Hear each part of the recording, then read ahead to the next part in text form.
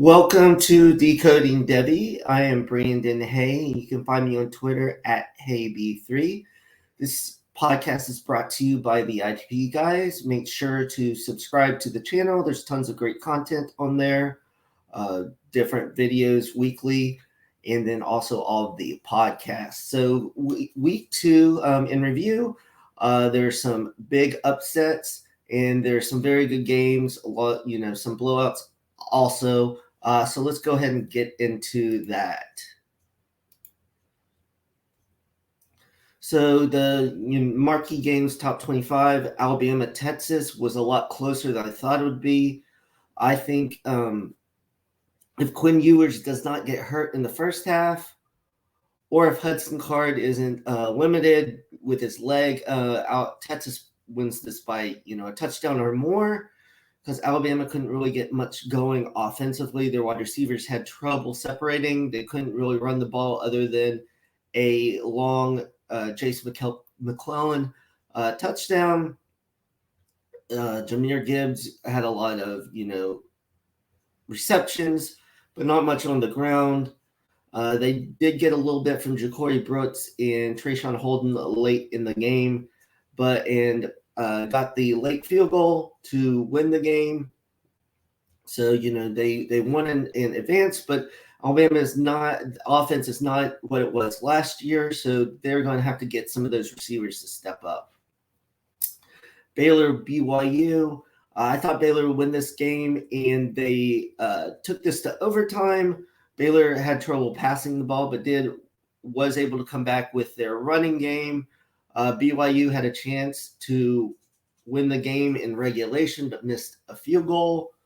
Jaron Hall was kind of up and down on game, but was able to use his legs, near in the fourth quarter to get them close for that attempt, but it was no good. Then both teams missed a field goal in the first overtime, and then BYU was able to score in the second overtime, and Baylor was not able to come away with that win. So that is an impressive win for BYU.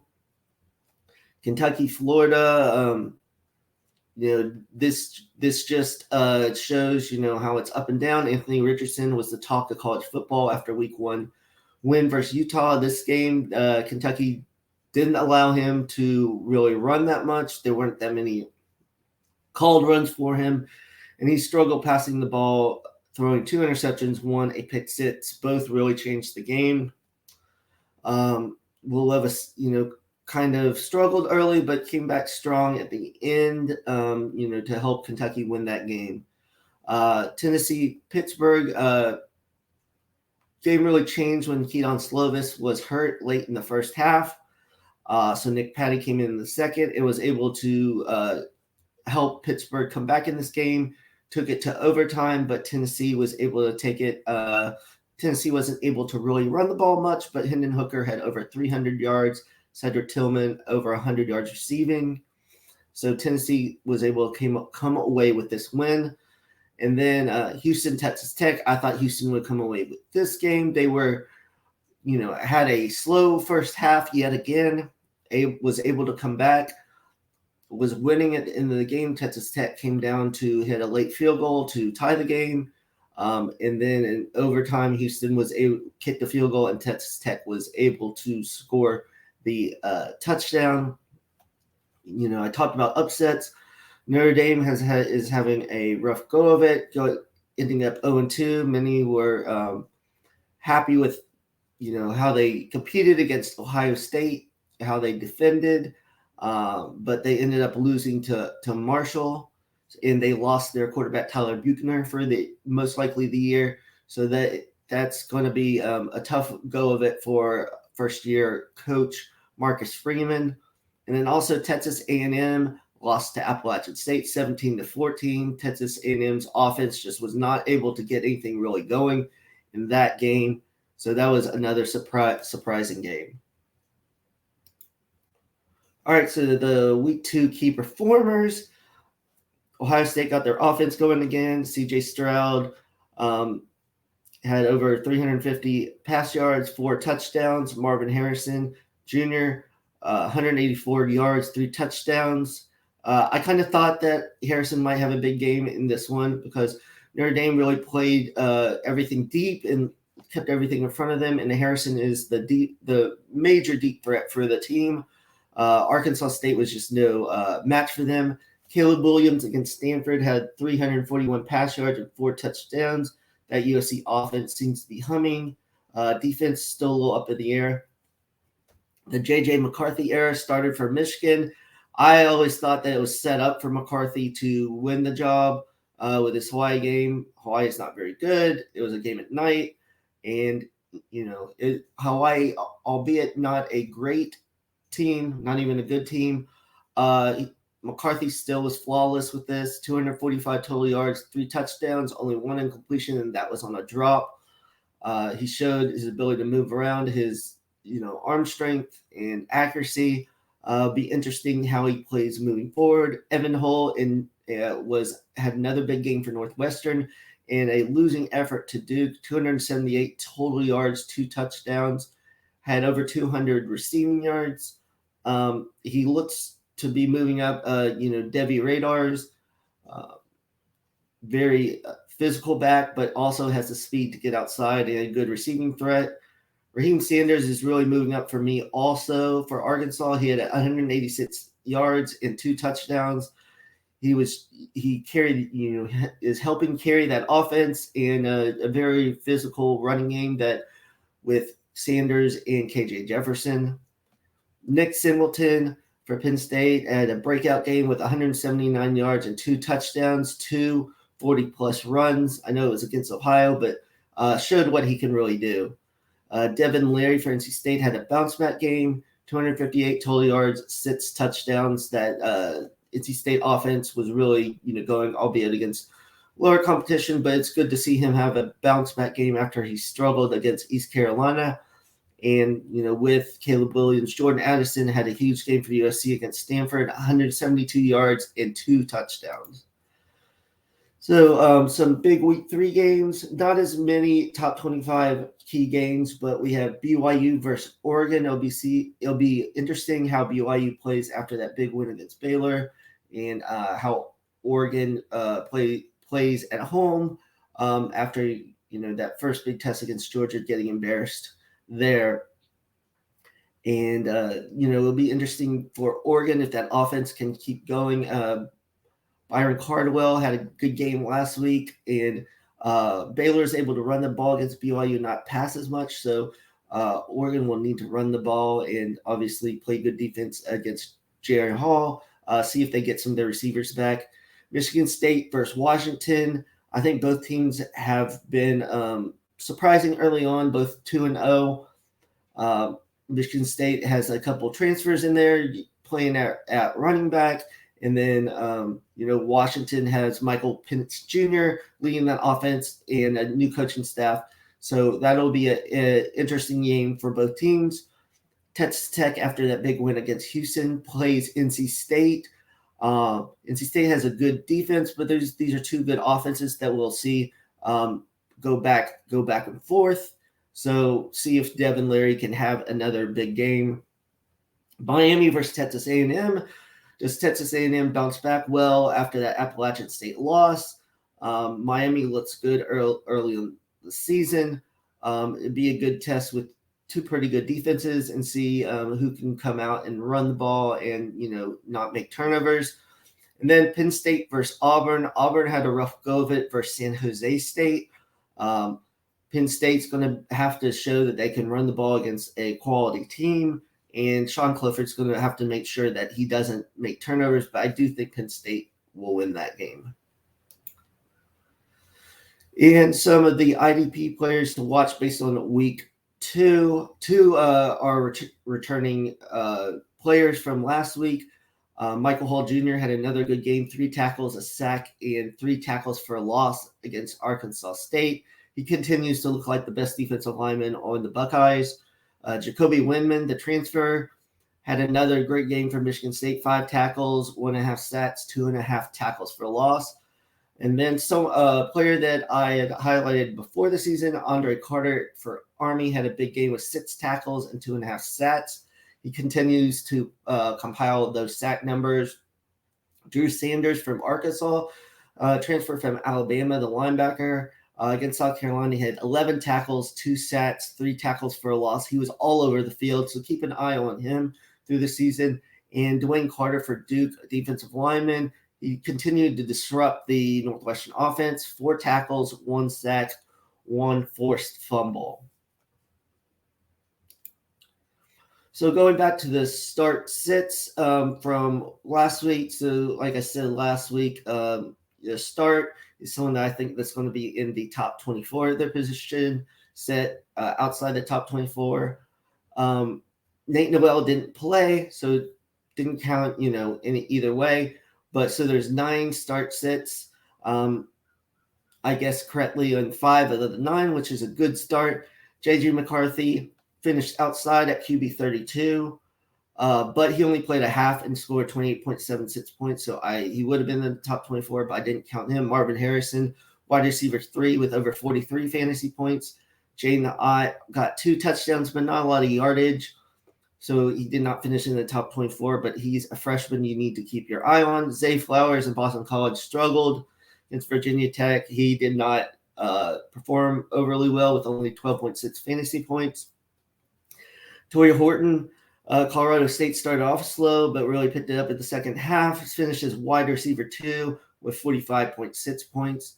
Jaron Hall, like I said, he helped lead them to the victory, but kind of had an up and down game, missing a couple of his receivers. Finished as quarterback 33.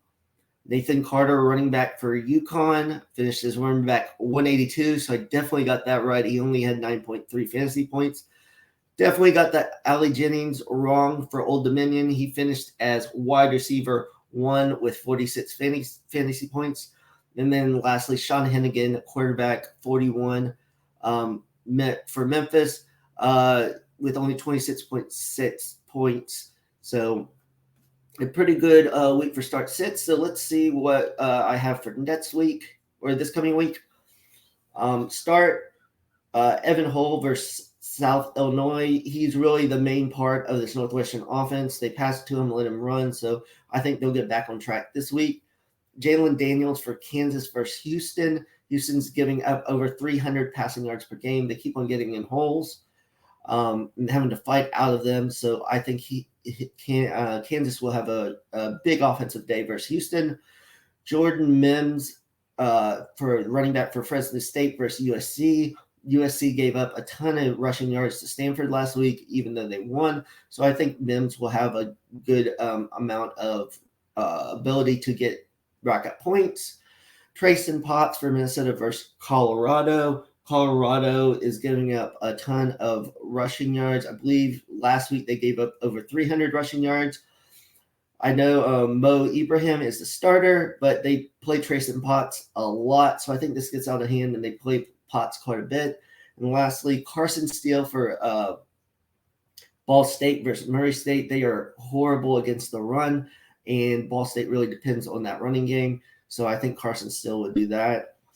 Sits, Nick Singleton versus Auburn. I think Nick Singleton's going to be very good, but I don't see him having a big day against Auburn. It's really going to depend on if Sean Clifford can really help that passing game.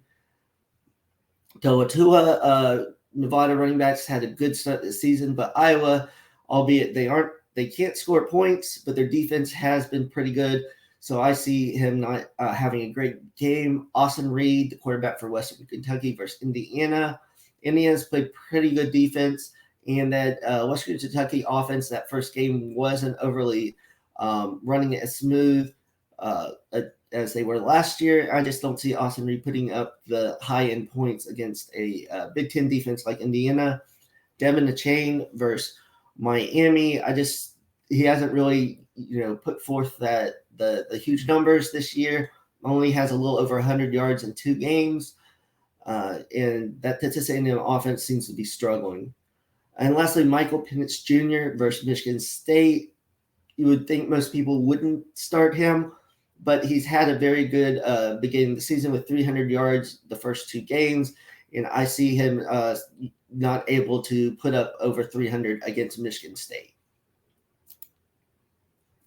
So last week, I got right the South Carolina at Arkansas on the bets I like. They won by 14. UNLV in California over 49 wasn't as high scoring as I thought. It was only at 34. Syracuse covered, winning by 34 against a bad UConn team. And Mississippi State and Arizona, the over was 59.5, and they only got to 56. So now I am 2-6 in bets I like, but I was 2-2 this week. So let's see if we can build on that. Purdue and Syracuse is a pick 'em currently. I like Syracuse to win this game. Sean Tucker is just going to be too tough, and their defense has been played pretty well. So I think they'll be able to come away with it. I already talked about how bad Colorado's rush defense is, and Minnesota is a very good running team. I'll take the Gophers by 27. I take Nevada, even though I think Nevada might struggle running the ball. I don't even know if Iowa can score, over 20 points. So I'm taking Nevada plus 23. And Fresno State and USC. USC is very good on offense. Their defense is a little questionable. And Fresno State can score the ball. So I see this as over 73.5. So my DraftKings lineup from last week, Bryce Young, I spent high on him. I thought he was going to have a day against Texas, and he didn't. The offense struggled, so that really hurt. Chase Brown did his normal. Laybourne against Notre Dame, I thought he could have a good game, and he did with 26 points. Daniel Dell, another good game with 22. Luther Burden was shut down by Kansas State, so not a good one. Mitchell Tinsley got a touchdown, but only had 27 yards, so that really didn't pay off. Notre Dame offense struggled, but Lorenzo Styles did pretty well with his 7 receptions, and Quinn Ewers was off to a good start, but got hurt, so that really hurt my lineup. So this week, we got I like Garrett Schrader. He's had a very good year so far. I think he'll have put up a lot of points against that Purdue defense, rushing and passing the ball. Trey Potts, I already talked about him. I think he's going to have a big day. Jaden Ott, only 4,500 salary. And although he didn't make it in the top 24 last week, I think he's going to have a good game because Marshall was able to run the ball against Notre Dame.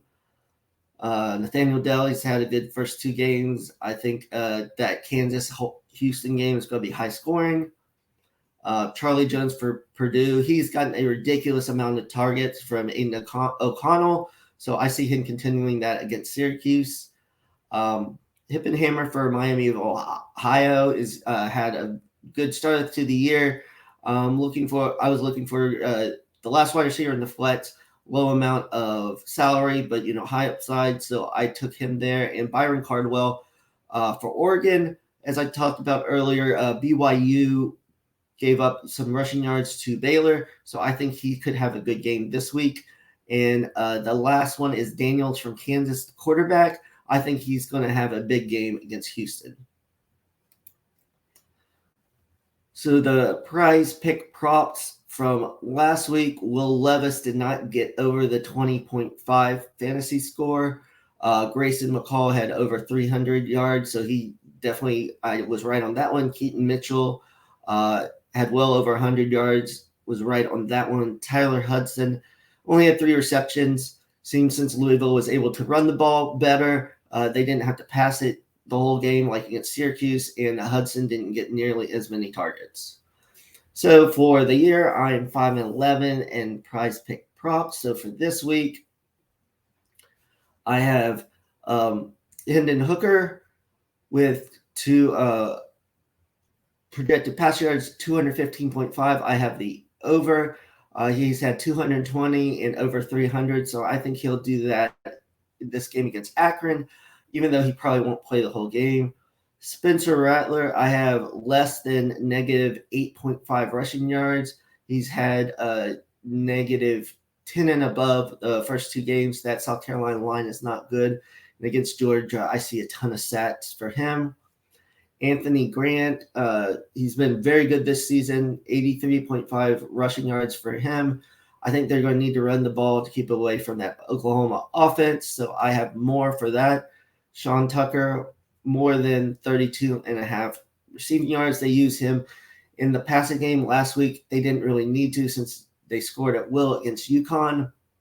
But I think in this tighter game, he'll get more receiving yards. And lastly, KJ Jefferson, over 226.5 passing and rushing yards. He's done that his first 2 games against overmatched Missouri State team.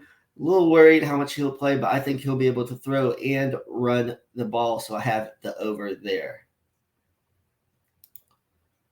So that is all the bets I like, a little, about the game, some Devy information. So make sure to follow me, Havy3 on Twitter, follow IDP guys, like and subscribe to this video and to the YouTube page, and check out the website. There's tons of good information to help you win your fantasy league. So I am Brandon Hayne, this Decoding Devy, and we will see you next week.